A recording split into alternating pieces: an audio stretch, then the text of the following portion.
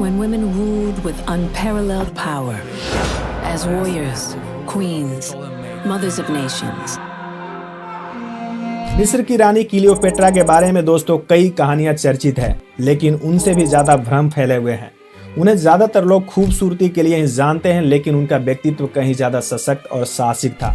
विश्व के इतिहास में ऐसी कई महिलाएं रही जिन्होंने अपने शासन की मिसाल कायम की है। हालांकि इनमें से सबसे ज्यादा शक्तिशाली और इस दुनिया से जाने के बाद भी सबसे चर्चित रही मिस्र की क्लियोपेट्रा। क्लियोपेट्रा को उनकी खूबसूरती के लिए न सिर्फ उनके शासनकाल में सराहा गया था, बल्कि उनके मरने के बाद भी ज्यादातर लोग उन्हें हुस्न के लिए मशहूर मानते रहे। यह बात अलग है कि क्लियोपेट्रा को अद्वितीय सौंदर्य की मालकिन माना जाता रहा, लेकिन असल में वह कहीं ज्यादा बुद्धिमान और चतुर शासिका थी। यह उनकी धारदार राजनीतिक संपर्क बनाने की कला और लगातार बदलाव करने की क्षमता ही थी जिसने उन्हें प्राचीन दुनिया की अकेली महिला शासिका बना दिया। क्लियोपेट्रा मूल रूप से कहाँ की थी दोस्तों, इस बारे में ज्यादातर ऐतिहासिक सबूत नहीं है और इतिहासकारों के ज्यादातर विचार बटे हुए हैं। कईयों का मानना है कि वो मैसेडोनिया से थी, जबकि दूसरों का कहना है कि उनकी जड़ें अफ्रीका से जुड़ी हुई थी। वो प्राचीन मिस्र में रहती थी, जो अफ्रीका के उत्तर पूर्वी हिस्से में स्थित है। वह मिस्र की राजधानी एलेक्जेंड्रिया में रहती थी, जो एक महत्वपूर्ण शहर था और भूमध्य सागर के किनारे स्थित था। मिस्र एक प्राचीन सभ्यता थी जो नील नदी के किनारे विकसित हुई थी। यह एक महत्वपूर्ण सांस्कृतिक और राजनीतिक केंद्र भी था, लेकिन इन सभी के बावजूद उन्होंने खुद को मिस्र की रानी के तौर पर स्थापित किया। वह जिस पटोलेमाइक साम्राज्य की आखिरी रानी बनी, उनमें मिस्र की भाषा बोलने वाली वह पहली इंसान भी थी। बुद्धिमान, योग्य और आकर्षण व्यक्तित्व वाली क्लियोपेट्रा को जनता इतना प्यार करती थी कि मौत के 3 शताब्दियों के बाद भी उनकी पूजा की जाती रही। क्लियोपेट्रा ने कभी परंपराओं को आंख बंद करके नहीं माना था दोस्तों, बल्कि जरूरत के मुताबिक बदलाव के साथ चलती रही। कहते हैं कि वह देवी आइरिस की तरह तैयार होकर खास समारोह में पहुंचती थी, ताकि उन्हें शासन का प्राकृतिक हकदार माना जा सके। उनके बात करने के तरीके और वाक चातुर्य के आगे लोग मंत्रमुग्ध हो जाते थे। उनका शासन इस बात का सबूत है कि वह सिर्फ एक सुंदर या आकर्षक नहीं थी, बल्कि इससे कहीं ज्यादा चतुर और साहसिक भी थी। उस काल में सत्ता पर हमेशा खतरा मंडराता रहता था दोस्तों। अपने ही परिवार में तख्ता पलट से लेकर विदेशी हमले से बचना होता था। ऐसे में क्लियोपेट्रा ने ताकतवर रोमन शासकों से मजबूत संबंध स्थापित कर लिए थे। यहाँ तक कि 49 ईसा पूर्व में उन्होंने सीरिया जाकर एक सेना भी तैयार किया था। मिस्र लौटने के बाद उन्होंने भाई और शासक टॉलमी फिरौन 13 को चुनौती देने का प्लान बनाया और इसके लिए महान जूलियस सीजर से मिली। कहा जाता है कि उनके सेवक अपोलोडोरोस उन्हें चादर में छिपाकर सीधे जूलियस सीजर तक लेकर गए थे। सीजर ने न सिर्फ उनका साथ दिया, बल्कि दोनों की नजदीकियां भी कायम रही। इसके बाद क्लियोपेट्रा ने अपने भाई को सत्ता से हटाकर खुद सिंहासन पर बैठ गई। कुछ वक्त बाद 47 ईसा पूर्व में उनके और सीजर के बेटे सीजरियन को जन्म दिया, जिसे आगे जाकर उनका उत्तराधिकारी बनना था।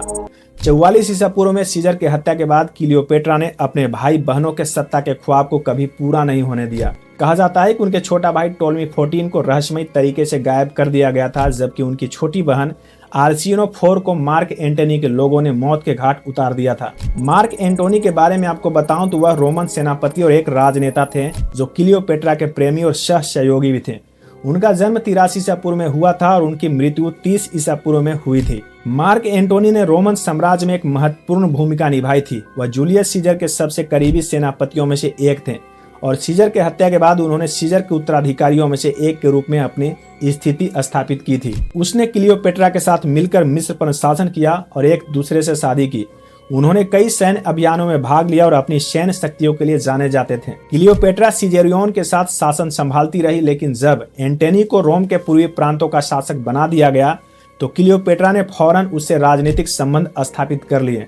एंटोनी के आमंत्रण पर वह 41 ईसा पूर्व में तारसुर गई, जो आज के तुर्की में स्थित है। बताया जाता है कि वह प्रेम की ग्रीक देवी एफ्रोडाइट की तरह तैयार होकर बैगनी के पालों और चांदी के चप्पुओं वाली सोने की नाव में पहुंची थी। एंटोनी के प्रेम की ताकत के साथ क्लियोपेट्रा ने गद्दी पर अपना नियंत्रण और मजबूत किया और मिस्र को आजाद रखा। दोनों के 3 बच्चे हुए, जिन्हें आगे चलकर क्लियोपेट्रा ने मिस्र के अलावा ऐसे राज्यों की बागडोर दी जिससे उनके साम्राज्य को और ज्यादा फैलाया जा सके।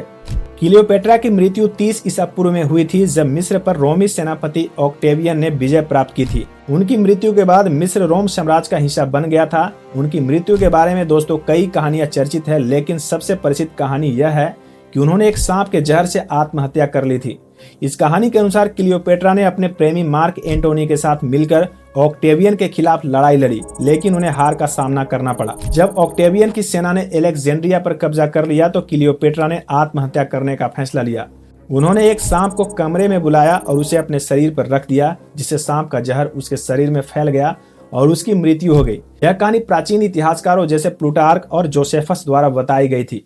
हालांकि कुछ इतिहासकारों का मानना है कि क्लियोपेट्रा की मृत्यु जहर से हुई थी, लेकिन यह सांप के जहर से नहीं, बल्कि वे कहते हैं कि उन्होंने जहर पी लिया था या अपने शरीर पर जहर लगा लिया था। क्लियोपेट्रा की विरासत व्यापक थी दोस्तों। वह एक महान नेता और राजनीतिज्ञ के रूप में याद की जाती रही, जिन्होंने अपने देश की स्वतंत्रता और सार्वभौमिकता की रक्षा के लिए संघर्ष किया था। वह एक प्रेरणादायक महिला आइकन के रूप में भी देखी जाती रही, जिन्होंने अपने जीवन में कई चुनौतियों का सामना किया और अपने लक्ष्यों को प्राप्त करने के लिए दृढ़ रही।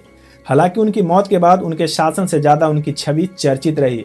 कहा जाता है कि एंटनी के रोमन प्रतिद्वंदी ऑक्टेवियन ने क्लियोपेट्रा के बारे में प्रोपेगेंडा फैलाया था कि वह सिर्फ खूबसूरत ही थी और अपनी जरूरत के हिसाब से दूसरों को रिझाने का काम करती थी। साहित्य में दोस्तों सदियों तक उन्हें ऐसी महिला की तरह दिखाया जाता रहा जिसे आज भी सच मान लिया जाता है। हालांकि अब इस भ्रम को तोड़ने की कोशिश की जा रही है। गहन रिसर्च और नकार दी गई उनकी सफलताओं को लोगों के सामने लाया जा रहा है।